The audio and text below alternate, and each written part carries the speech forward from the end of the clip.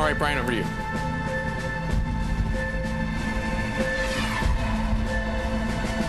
Congress set to adjourn for a 5-week recess without an immigration deal. But one Democrat and Republican can agree on at least one thing. We should not have traded terrorists for Bergdahl a couple of months ago. Those congressmen join us right now. John Barrow, a Democrat from Georgia, and Scott Ridgell, a Republican from Virginia. What brought you guys together? What bothered you about this deal? Well, Brian, the facts are not in dispute. The president broke the law when he transferred the 5 senior Taliban commanders to the government of Qatar.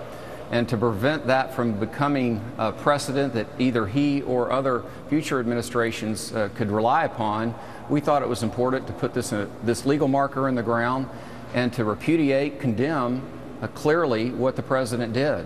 Well, Congressman, what bothers you about the deal? That it was such a bad deal, lopsided for the Taliban, or that, that it went down without your permission? Both.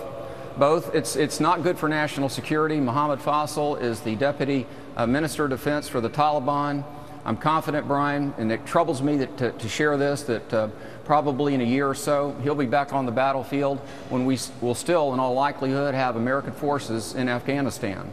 So this is not, that's not wise. And then this important balance of powers situation here where the president is consistently going outside of his constitutional lane and ignoring the law. Congressman Barrow, in particular, this deal, they're supposed to tell you within 30 days of the deal going down, 30 days ahead of the deal. How does the law read?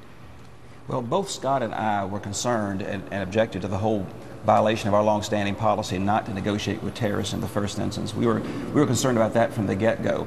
But the thing that concerns us is the specific subject of this resolution is the failure to comply with the provision of the law that both Congress and the President agreed to, that before there'd be any release of detainees from Guantanamo, there'd be a consultation with Congress beforehand. Right. You know, checks and balances are important. It's important so that both branches of government can get the best advice from the other when they have some shared responsibility. And both branches, in this case, agreed on the process to be followed. And this prior consultation. And this is more than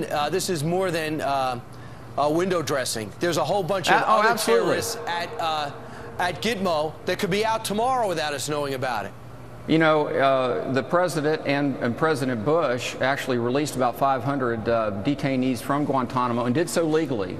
But in this case, when the Secretary of Defense came before the House Armed Services Committee on June 11th, he really had no answer as to why the administration had like 80 or 90 members of the administration that were aware of this, but not one member of Congress. Senator Feinstein hammered this, and Brian, it's more than some perfunctory check off the box. There is a series of things that the administration has to give to Congress to assure that American security is not going in the wrong direction. And that's exactly what happened here. And this is a serious matter. I appreciate Mr. Barrow standing with me in this. It's a bipartisan effort. It's not personal to the president, but we've got to stop what the president is doing. When I go home to Virginia, too, people are saying, Scott, what are you doing about it? And this is a practical step, an expression of responding to the president.